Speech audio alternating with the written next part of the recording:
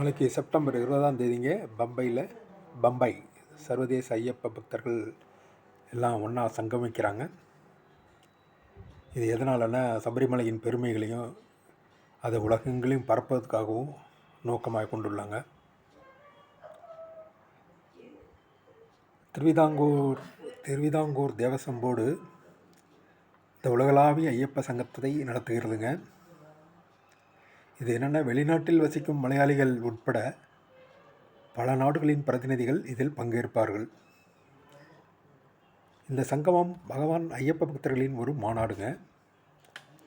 மேலும் இது பம்பையில் தீவிரமாக நடைபெற்று வருகிறது. இதுக்காக நிறைய டொனேஷன் எல்லாமே முன்கூட்டியே பிளான் பண்ணியிருக்கிறாங்க. இது கிட்டத்தட்ட திருவாங்கூர் இது ஆக்சுவலாக திருவாங்கூர் தேவசம் போர்டின் 75வது ஆண்டு விழாவை ஒட்டி கேரளா மாநிலத்தில் பம்பையில் இருக்கிற இந்த உலக ஐயப்ப சங்கமம் அப்படிங்கிற நிகழ்ச்சி நடக்க போகுதுங்க.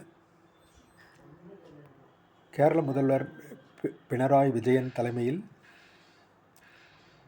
இந்த நிகழ்ச்சி நடக்குதுங்க. உலகம் முழுவதிலிருந்தும் கிட்டத்தட்ட ஒரு 3000 ஐயப்ப பக்தர்கள் கலந்து கொள்வார்கள் அப்படின்ற பெரிய அளவில் செய்கிறாங்க. ஏன் நம்ம தமிழக ஆந்திரா முதல்வர்கள் கூட அழைப்பு விடுச்சிருக்காங்க. ஆனால் நம்ம தமிழக முதல்வருக்கு பதிலாக அறநிலையத்துறை அமைச்சர் சேகர் பாபு, ஆந்திராவிலேருந்து துணை முதல்வர் பவன் கல்யாண், அது மட்டும் இல்லைங்க, தமிழகத்தின் முன்னாள் பாஜக தலைவர், உங்களுக்கு தெரியும் நினைக்கிறேன், கிரேட் அண்ணாமலை ஆகியோர் பங்கேற்க உள்ளதாக தகவல் வெளியாக உள்ளதுங்க. இதில் என்னென்னா, நம்ம சபரிமலையின் புனிதத்தன்மையை பாதுகாத்து முழுமையான பசுமையான யாத்திரை தலமாக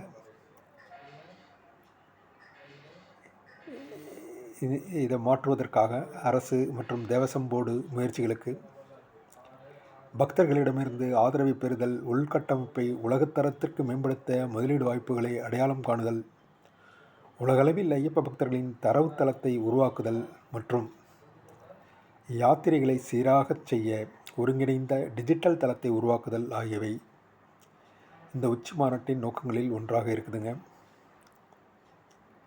அடுத்த 25 ஆண்டுகளுக்கு மேம்பாட்டு திட்டமிடல் வகுக்கப்பட்டுள்ளதுங்க. 2016-17 முதல் கேரள அரசு சபரிமலை நண்பாட்டிற்காக அது அதை நல்லா மேம்படுத்தணும் என்பதற்காக ரூபாய் 220.78 கோடியை கேரள அரசு ஒதுக்கியுள்ளதுங்க.